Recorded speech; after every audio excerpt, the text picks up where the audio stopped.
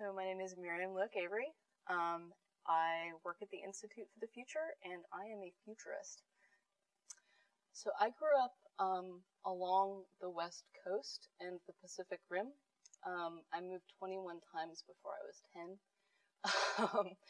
My mother was an academic nomad, basically. When she graduated from grad school when I was born, there were like 2 jobs in anthropology. We moved to China for a year, and it was a very exciting year. We moved to China in 1989, and so I went to Chinese kindergarten and learned Chinese.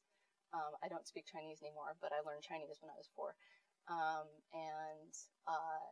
And then June 4th rolled around, and the city where we were living in China, Chengdu, became very, very exciting. And so we went off to Xinjiang and toured around the Tacoma Desert for the better part of a year.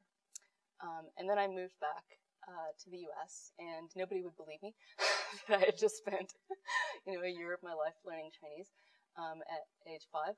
And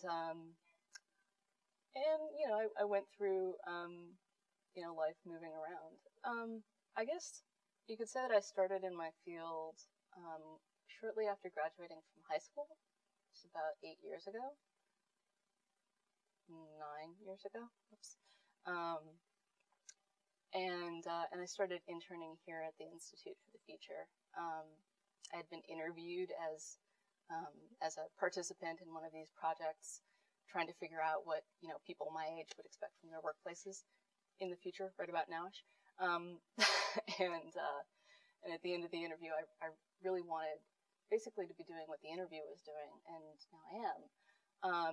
And so that person, Andrea Severi, was one of my early teachers. I mentioned Andrea Severi. She was a very, very strong influence on me, thinking about how everyone has something to say about the future and how that activity is valuable for everyone. So she was very interested in the future of education, in the future of learning, in the future of working, and in the future of communities, and how individuals in community amplify themselves and cooperate to create resilience. So there's 2 answers. There's the completely different, and then there's the things that I've encountered in this job that I could imagine going off and doing.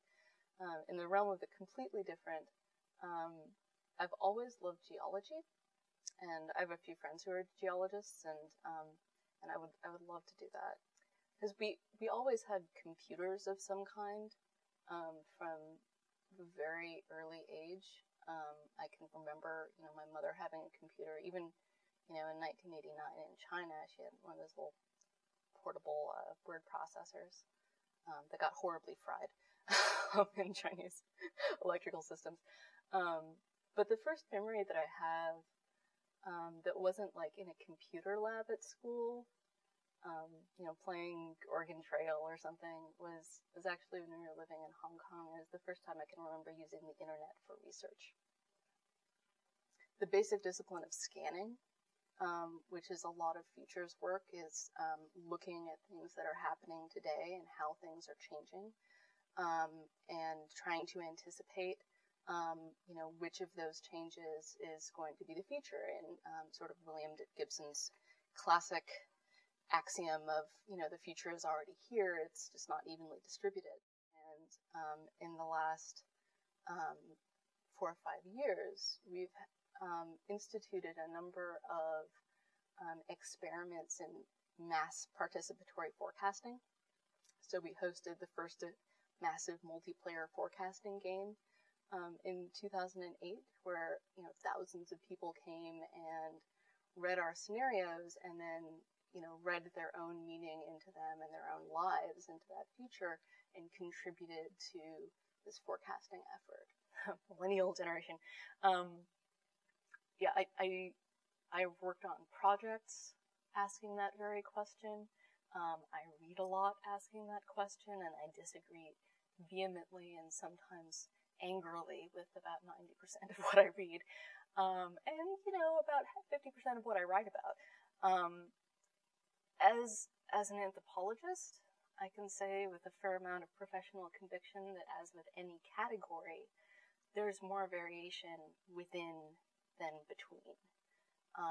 That, we're an incredibly diverse cohort. Our media experiences are diverse.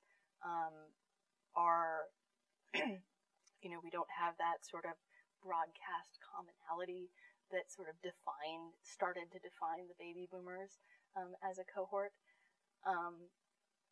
But I think one of the things that I can point to as a defining characteristic of our generation is that we're okay with that diversity. That, the world that we live in requires us to accept more variation than perhaps